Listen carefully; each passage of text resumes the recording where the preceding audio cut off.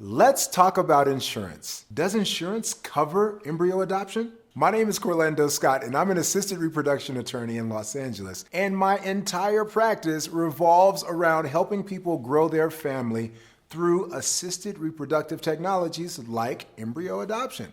So let's talk about insurance and embryo adoption.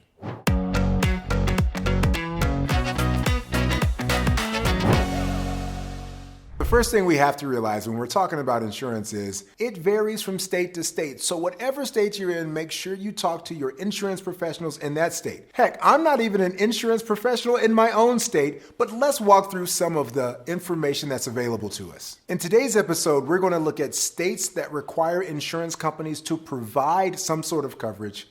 We're also going to look at states that require insurance companies to offer some kind of coverage. And then we'll look at a couple of states with really unique positions on the matter. Let's jump in. So there are 16 states that have required insurance companies to cover or at least offer coverage for infertility issues. Here's a quick rundown of 14 of those states that require coverage for infertility treatment. Here's that list. And no, I didn't memorize the list. Come on, what do you think I am? Some kind of genius? Well, maybe. Alaska. Alaska requires accident and health insurance to cover IVF. You have Connecticut. They have laws that require coverage for diagnosis and treatment of infertility, including IVF. We've got Delaware coming in requiring all group and blanket healthcare policies to provide for medical or hospital expenses, and that includes coverage for fertility care services and IVF.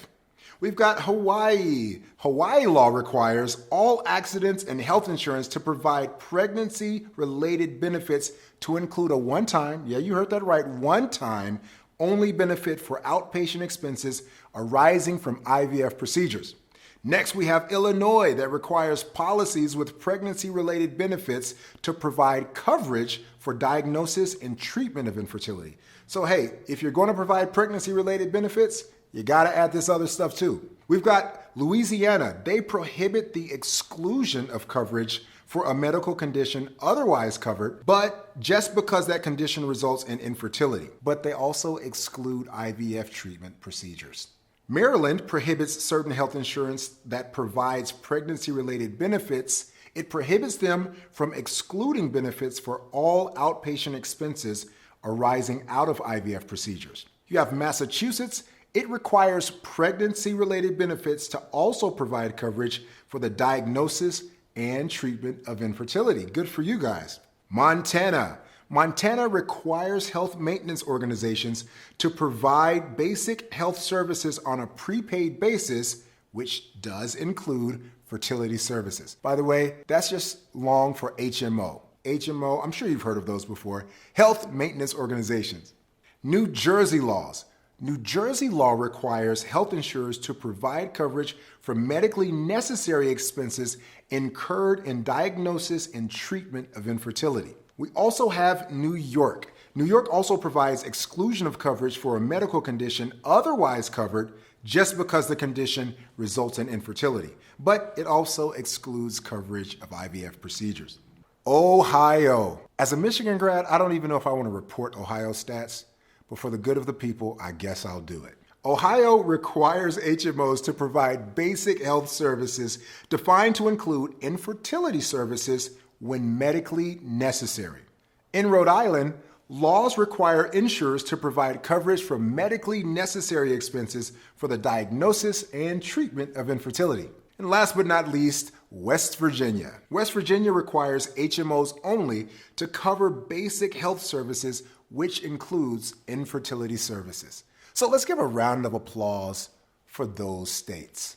Before I talk about a couple of states that are required to at least offer insurance provisions, I want to make sure you know that you can find out more than just about embryo donation on this channel. So subscribe below and you can get information about all things assisted reproductive technologies. Make sure you go ahead, click the button, subscribe.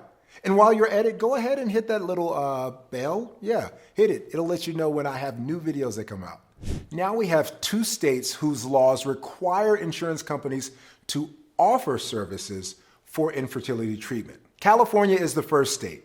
It has that offer, but it also excludes coverage for IVF procedures. And then we have Texas. Texas requires health insurance providers to offer and cover all outpatient services arising from IVF procedures. Let's wrap this up with a couple of states with really unique positions on the matter. In first is Minnesota. Minnesota, unfortunately, specifically will not provide coverage for people when they undergo treatment to enhance fertility. So you determine what that means. Enhancing your fertility? Just know in Minnesota, it's not covered. Then we have Utah.